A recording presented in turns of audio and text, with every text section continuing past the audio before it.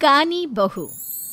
किशोरी लाल जी के बेटे राघव की शादी की बात जगह जगह चल रही थी, लेकिन किशोरी लाल जी को कोई लड़की पसंद ही नहीं आती थी।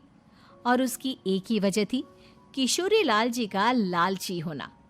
उनको लड़की वालों से मोटा दहेज चाहिए था और इसी चक्कर में एक दिन वो एक बहुत पैसे वाले के घर अपने बेटे का रिश्ता लेकर पहुंचे। उस आदमी का नाम था ओम प्रकाश। देखिए किशोरी लाल जी, मेरी एक ही बेटी है और मेरी सारी संपत्ति जायदाद सब कुछ मेरी बेटी नैना का ही है। पापा, नाम से लगता है बहुत खूबसूरत होगी। कितना अच्छा नाम है ना, नैना। ओ, वैसे बात तो सही है आपकी। अब इतना पैसा है, जमीन जायदाद है, इकलौती बेटी, आप भी क्या करेंगे? सब कुछ उसे ही देंगे ना। बिल्कुल ठीक पहचाना आपने। बस बेटी की शादी और सारी जायदाद उसके नाम। पापा, बिना देखे हाँ कर दीजिए ना। इतना अच्छा रिश्ता फिर कहाँ मिलेगा? माला माल हो जाएंगे हम। मैं अपनी बेटी को बुलाता हूँ। अरे नहीं नहीं नहीं नहीं, आपकी बेटी का नाम नैना है, सुनकर ही लगता है बहुत सुंदर होगी। रहने दीजिए अंकल, मैं तो आपकी बेटी के नाम से ही इतना खुश हो गया हूँ कि उसे बिना देखे शादी करने को तैयार हूँ। अब तो मैं उसका चेहरा सीधे शादी के बाद ही देखूंगा। और इस तरह राघव नैना का चेहरा नहीं देखता और उससे शादी कर लेता है।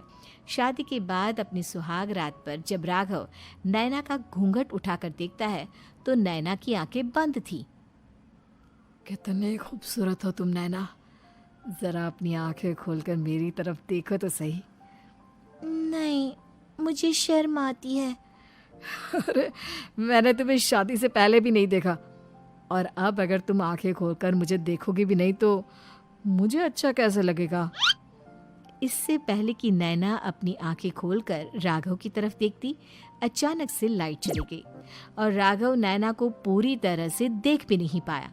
अगली सुबह नैना राघव के लिए नाश्ता बनाकर लेकर आई। अरे ये क्या, आधा पराठा सीका हुआ है और आधा बिल्कुल कच्चा। ये तुमने क्या किया नैना? बहू, तुमने क्या आधा पराठा तवे से नीचे लटका कर रखा था, जो आधा सिका है और आधा कच्चा? मुझे जितना दिखेगा उतना ही तो सीखूंगी ना पापा जी। जहाँ जहाँ मुझे नजर आ रहा था वहाँ मैंने सीख लिया, जहाँ जहाँ नहीं दिखा वहाँ कच्चा रह गया होगा। इसका क्या मतलब है? ये कैसा मजाक कर रही है तुम? अरे बहू, तुमने इतना लंबा घूंघट क्यों लगाया हुआ है? देखो, हमारे घर में बहुओं को बेटी की तरह रखा जाता है, और फिर तुम तो इतना सारा माल लेकर आई हो। देखो, ये घूंघट डालकर रखने की कोई ज़रूरत नहीं है। हाँ नैना, पापा जी ठीक कह रहे हैं, तुम तो आराम से रहो, अपना ही घर समझो। नैना अचानक से अपना घूंघट उठा लेती है। अरे ये क्या पापा, नैना की तो एक आंख फूटी हुई है। नाम से नैना, लेकिन ये तो कानी बहू निकली। मेरे साथ धोखा हुआ है, धोखा। बिना दिखाए अपनी कानी लड़की मेरे संग ब्याह दी। मुझे कानी बीवी नहीं चाहिए। मुझे अभी ओम प्रकाश जी से बात करनी पड़ेगी। आखिर उन्होंने मेरे साथ ऐसा किया क्यों? अरे, आप लोगों ने ही तो पापा से कहा था कि आप लोग शादी से पहले मुझे देखना नहीं चाहते। अब मेरे पापा पर क्यों इल्जाम लगा रहे हैं? अरे लेकिन उन्हें बताना तो चाहिए था ना कि तुम कानी हो, एक आंख से तुम्हें दिखाई नहीं देता। किशोरी लाल और राघव नाराज होकर ओम प्रकाश को अपने घर बुलाते हैं। पापा जी, ये आपने क्या किया? शादी से पहले बताया क्यों नहीं कि नैना की आंखों में परेशानी है? अरे, आप ही ने तो लड़की देखने से मना कर दिया था। अरे लेकिन आप बता तो सकते थे। आपको तो हमारी बेटी की प्रॉपर्टी चाहिए थी, वो भी पूरी की पूरी। अब क्या हुआ अगर उसे आधा दिखाई देता है? प्रॉपर्टी तो आपको पूरी मिल गई ना। अरे ये क्या बात हुई? मेरी शादी प्रॉपर्टी से नहीं, आपकी बेटी से हुई है। अब ये तो पहले सोचना चाहिए था, तब तो मेरी प्रॉपर्टी देखकर तुम्हारी जुबान लप लपा रही थी। लेकिन मैं कानी लड़की को अपनी बीवी बनाकर नहीं रख सकता। पापा, कुछ करिए ना आप। हाँ, करता हूँ। देखिए ओम प्रकाश जी, आप हमारे साथ ऐसा नहीं कर सकते। और तुम देखो, अगर तुमने मेरी बेटी से शादी तोड़ी ना, तो जो भी प्रॉपर्टी मैंने तुम्हें दी है वो तो पूरी की पूरी वापस ले ही लूँगा, और आधी प्रॉपर्टी तुम्हारी भी लूँगा। अरे मेरी आधी प्रॉपर्टी भला क्यों लेंगे आप? इसलिए क्योंकि मेरी बेटी को आधा नजर आता है और उसकी नज़र अभी तक तुम्हारी आधी जायदाद पर ही पड़ी है। अब तुम उसे घर से निकालोगे तो कुछ तो लेकर जाएगी ना। और अगर हम आपकी बेटी को अपने घर की बहू बना कर रखे तो? तो तुम्हारी पूरी प्रॉपर्टी तुम्हारी ही रहेगी, और जो मैंने तुम्हें दिया है ना, उसमें से बस मैं आधा लेकर जाऊंगा। अरे लेकिन अब आप अपनी दी हुई प्रॉपर्टी में से आधी वापस क्यों लेकर जाएंगे? अगर मैं आपकी बेटी को अपनी पत्नी बनाकर रखने को तैयार हूं तो? इसलिए ताकि भविष्य में अगर तुम मेरी बेटी को धोखा दो तो उसके पास कुछ तो रहे जो पति का हो। वैसे मेरे पास तो बहुत कुछ है, लेकिन अपने पति की कोई निशानी तो उसके पास होनी चाहिए ना। अब अगर तुमने मेरी बेटी को कानी कहा तो तुम्हें प्रॉपर्टी भी कानी ही मिलेगी, पूरी नहीं। जमाए राजा।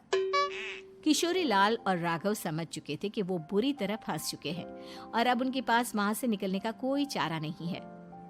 अब समझ में आया ना, लालच बुरी बला होती है। एक तो तुम्हें प्रॉपर्टी मिली, ऊपर से बीवी मिली, उसमें तुम्हें नखरे भी दिखाने हैं। आए बड़े, चुपचाप बैठो दोनों।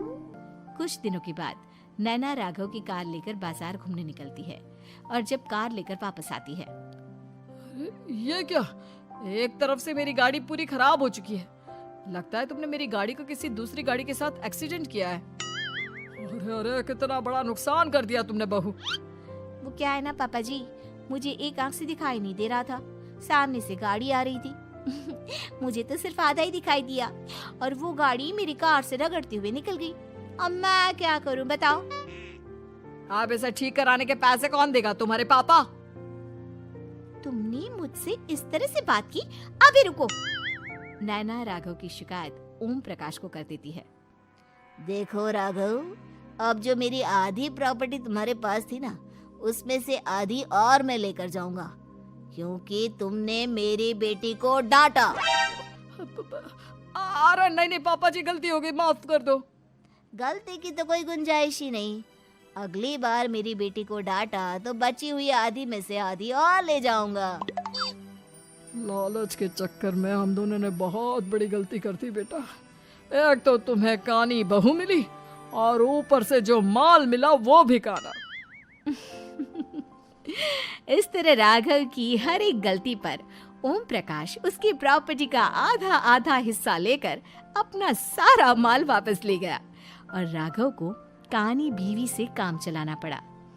भाई लालच वाकई में बुरी बला है।